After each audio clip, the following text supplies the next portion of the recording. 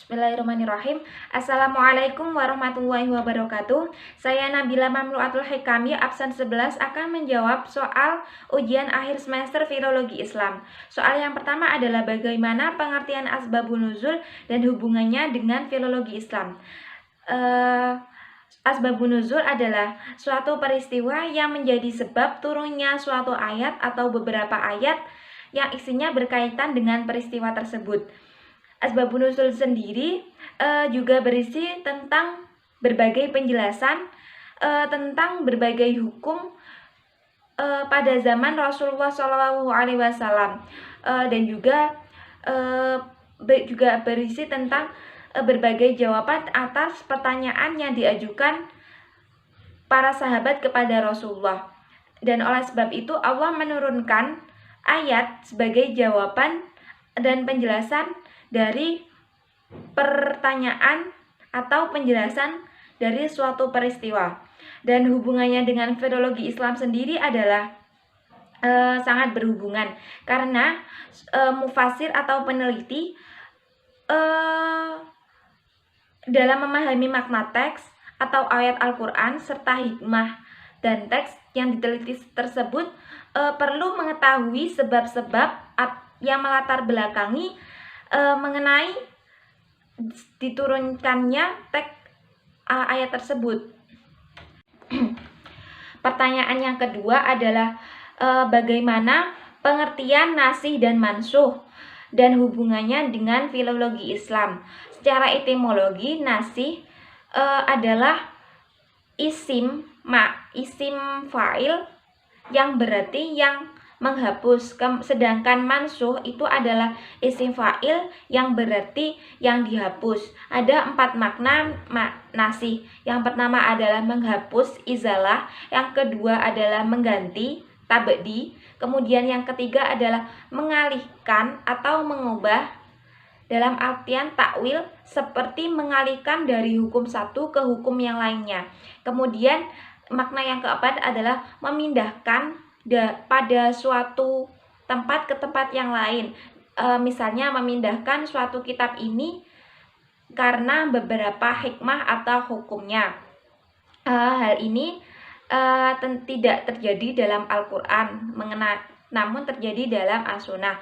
Kemudian makna al-mansuh, hukum yang dihapus adalah hukum yang mencakup tentang perintah, al-am, kemudian larangan, al-nahi, dan berita, al-khobar, yang mengandung sebuah hukum yang secara jelas atau tidak. Kemudian bagaimana hubungannya dengan filologi Islam? Tentunya sangat berhubungan, karena hukum syariah itu selalu berkembang sesuai dengan perkembangan zaman, dan tentunya peneliti atau mufasir itu perlu mengkaji secara berulang-ulang untuk mengetahui hukum yang sesuai dengan perkembangan zaman, untuk mengganti hukum yang lama dengan hukum yang baru agar tetap sesuai dengan syariat yang ada. Pertanyaan yang ketiga adalah bagaimana pengertian tafsir dan takwil dan hubungannya dengan filologi Islam. Tafsir secara bahasa artinya menampakkan, izhar, menyingkap, al-kash, dan memberikan keterangan, al-bayan. Dan menurut ahli, tafsir adalah ilmu yang mempelajari atau membahas tentang turunnya ayat, surah-surah dan kisah yang terdapat di dalamnya. Kemudian juga terdapat penjelasan tentang maki madani, kemudian muhkam mutasyabih, kemudian nasih mansuh, am dan has, dan yang terakhir adalah muqayyad dan mujmat.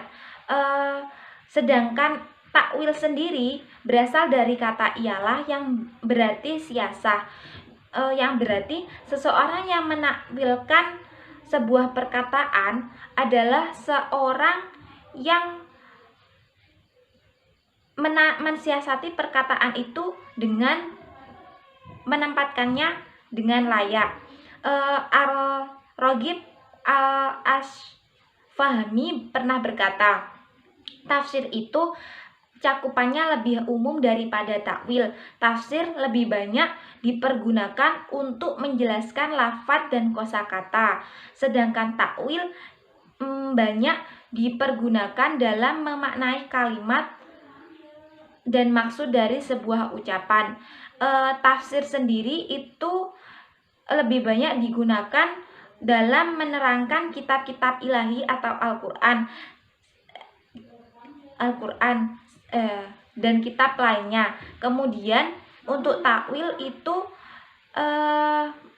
dipergunakan hanya untuk menerangkan kitab ilahi, dan hubungannya dengan filologi Islam tentunya sangat berhubungan, karena seorang peneliti atau mufasir itu memerlukan pengetahuan tentang sejarah, kemudian keilmuan bahasa dan lainnya untuk mengetahui makna dari tafsir dan takwil itu agar tidak salah dalam pemaknaannya.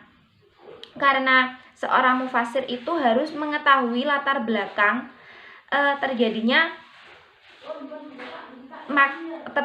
peristiwa tersebut, kemudian mempelajari kebudayaannya dan bahasanya agar tidak terjadi kesalahan dalam penafsiran dan penakwilan suatu ayat.